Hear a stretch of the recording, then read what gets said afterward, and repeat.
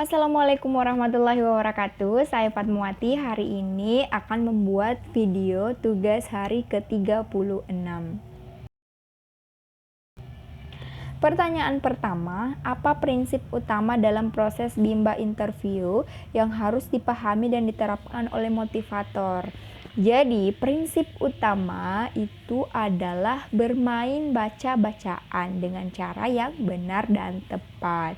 Kemudian, motivator harus memahami nih, harus mempelajari apa prioritas utamanya dalam menjalankan kegiatan bimbel interview, kemudian menerapkan prioritas tersebut.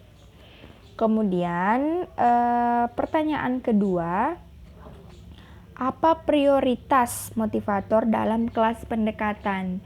Jadi prioritas dalam kelas pendekatan itu adalah membuat anak senang dan nyaman.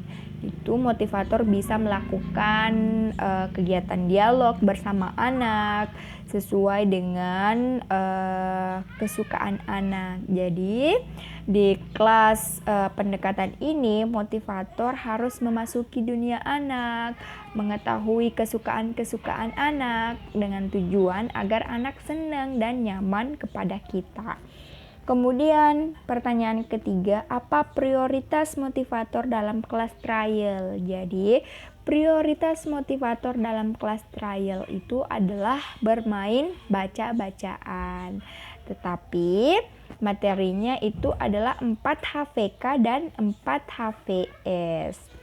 Kemudian pertanyaan keempat, apa prioritas motivator dalam kelas lanjutan?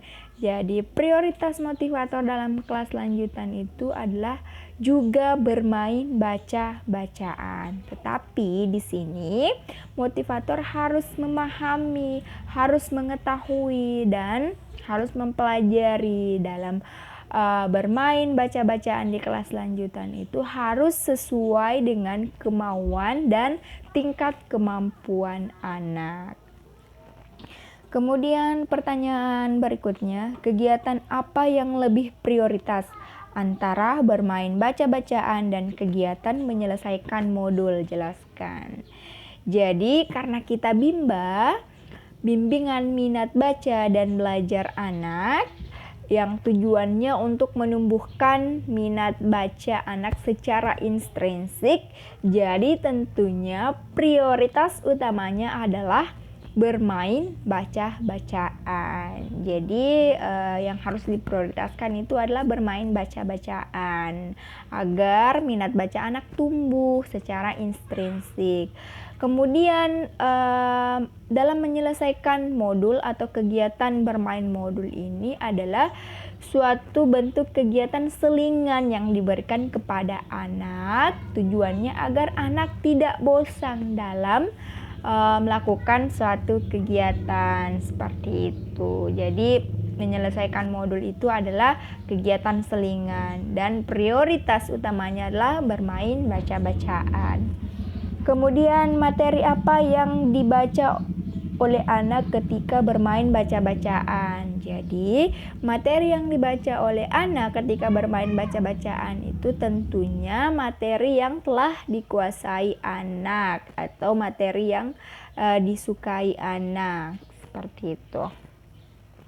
Kemudian pertanyaan berikutnya, bagaimana cara agar bermain baca-bacaan menyenangkan bagi anak? Jadi caranya tentunya kita sebagai motivator harus menciptakan suasana yang sepenuhnya menyenangkan di dalam kelas. Kemudian bermain baca-bacaan sesuai dengan kemampuan anak, sesuai dengan kemauan anak. Kemudian pertanyaan berikutnya, bagaimana cara menyikapi anak yang tidak mau bermain baca-bacaan? Jadi, cara menyikapi anak yang tidak mau bermain baca-bacaan itu pertama, kita tanya dulu nih anaknya, kenapa kakak nggak mau main baca-bacaan? Tapi tentunya harus menggunakan bahasa yang mudah dimengerti oleh anak. Kemudian bujuk anak secara halus agar anak mau bermain baca-bacaan. Jika belum mau juga, maka motivator bisa memberikan nih kegiatan selingan kepada anak sesuai dengan apa yang anak maui. Misalnya anak mau mewarnai, anak mau menulis, atau mau menggambar, itu sesuai dengan kemauan anak. Nah, ketika misalnya anak mau mewarnai nih, nah kita kasih nih modul untuk mewarnai. Ketika anak sedang mewarnai, maka motivator bisa mengajak anak berdialog dengan menggunakan bahasa Bimba. Wah, kan Kak Khalifa udah bisa nih panggil kata mama, kata papa, dede, sama apa tadi kakak? Iya, kata susu. Wah, Kak Khalifa udah bisa panggil kata itu ya. Iya, sekarang ibu guru mau nanya nih ke kakak Alifa. Kakak Alifa bisa nggak ya panggil kata bobo? Oh bisa, coba ibu guru dengar. Iya betul, B-O-B-O, bobo. Yeay, kakak Alifa bisa. Sekarang kalau kata pipi, kakak Alifa bisa nggak ya? Oh bisa juga, coba ibu guru mau dengar. Iya betul, P-I-P-I, pipi.